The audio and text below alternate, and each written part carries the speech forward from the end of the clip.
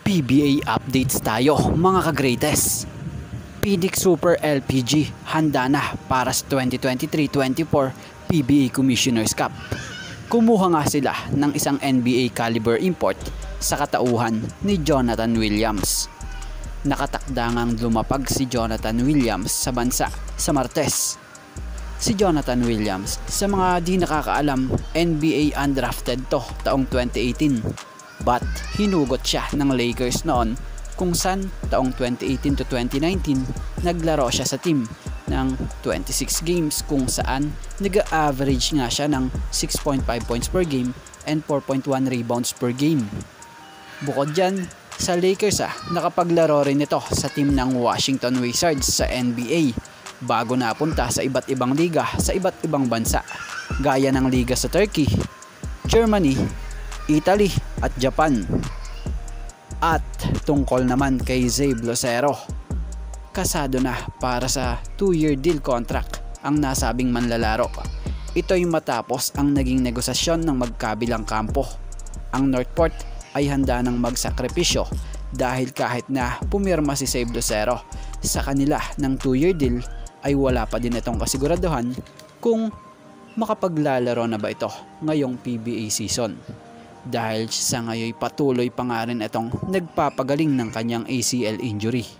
Sa kabila ng lahat, nagka-ACL injury man itong si Zabe Lucero, di naging hadlang yan para sa Northport para hindi ito kunin sa nakaraang PBA rookie draft kung saan nakuha nila ito bilang number 5 overall pick.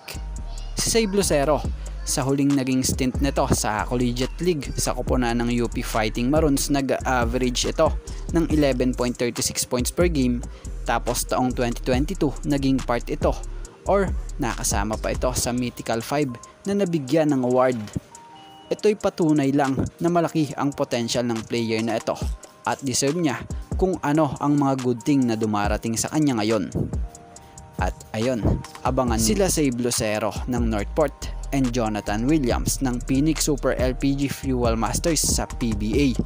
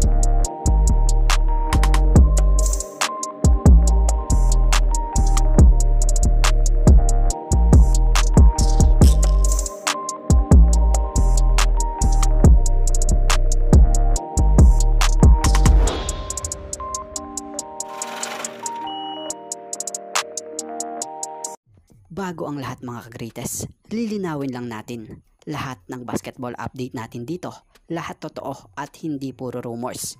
Kaya naman, pakisuportahan nyo naman po ang ating YouTube channel na ito na Greatest Fireball TV. Please don't forget to like, comment, and share and subscribe para lagi kayong ma-update sa mga susunod pa nating legit basketball update.